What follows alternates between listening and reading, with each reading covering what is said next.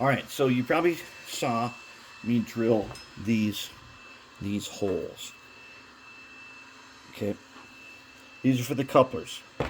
So the ones we're using are these snap-on boxes. They're awesome.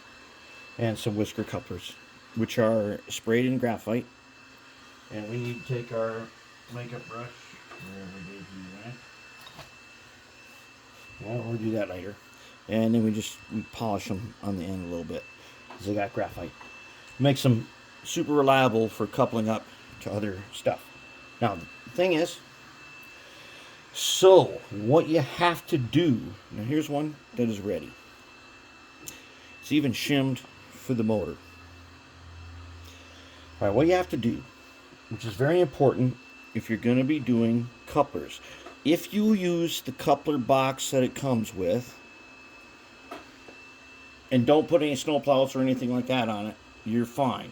But if you have to have a snowplow, which these guys do, then you are going to have to go through this process so that you can get couplers mounted that you can remove when it's time to remove the shell.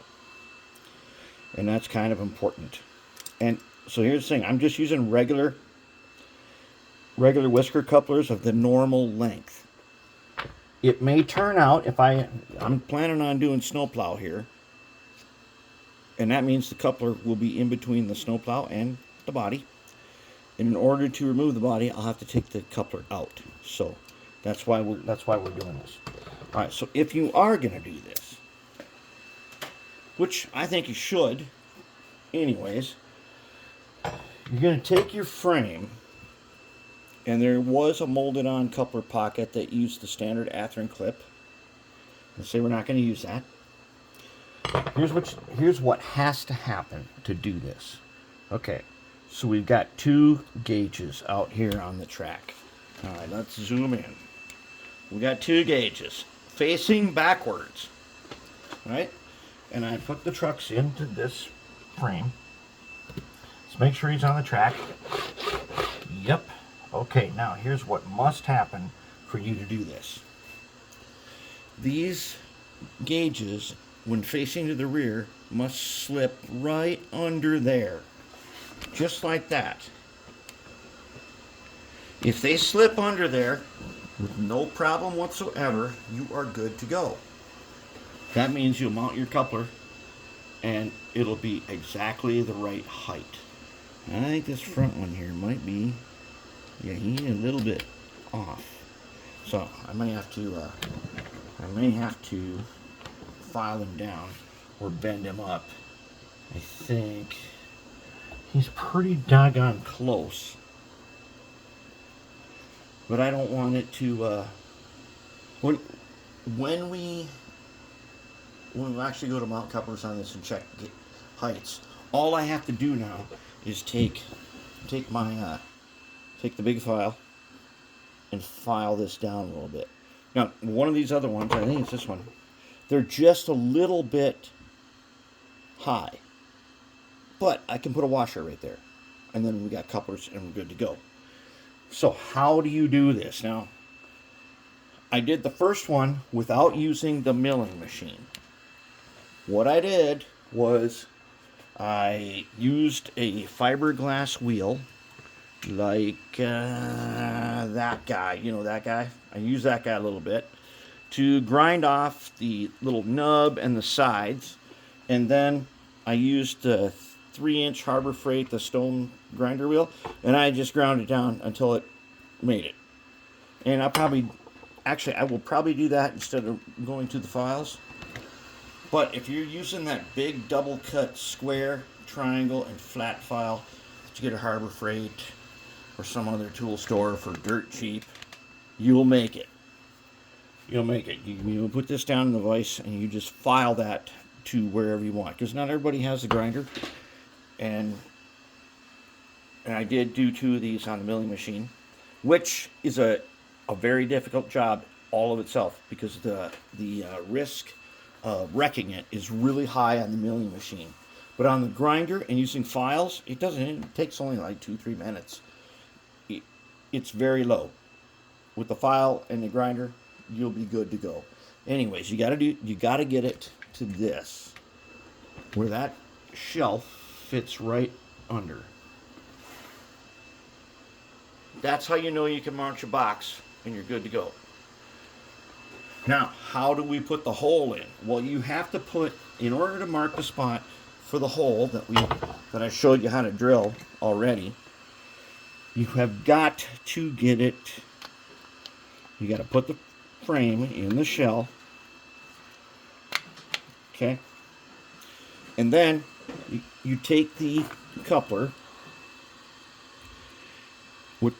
let's pretend there's no hole here. I take the coupler, and if we did this right, then that snap-on is at the top, and there's a little rim there. Okay, it should slide in up to the frame and look like that. And then you take a marking pin. I like to use these Stettler alcohol pens. Purple is a good marker, so is blue. And you get it to a spot, and then you mark where the hole is, like I did. And then you take your scribing pencil. Now, if you don't have one of these, you go to Lumberyard and you get one. On the end is some kind of tungsten tip that we use for scratching and stuff, but you can also use it for marking. So you'll take it and you'll get it on here, and you're going to mark it, and you're going to go around like this really hard, and then you're going to take a 1/16 bit in a holder, and you're going to just start it. You're going to just start it, just so you get a little divot there, so then you can do like we just did in the drill press. Then the drill press will find that hole. That's why we don't have to clamp it. It'll find that spot, and it'll put the hole through. And then you take your holder with a 256 tap. I got this from the Hot Wheels Red Line shop. It was pretty cheap. But there's a Katie set. It is so faded out now. It has a 256 tap. It has the number 50 drill. You can use a number 50 drill, or you can use a 1/16, because this thing will do both perfectly in this soft metal. It also has what's called a clearance drill, where the hole goes straight through for 256. That's for like rods and stuff. We need to worry about that. This is a number 246 set. Gosh, that's been fading out, but I use that a lot. Okay, but in general, a 1/16 drill bit will do the trick, and then you get your hole in there, and then you're going to be good to go for mounting couplers. And you got to do it when we're in this stage right here.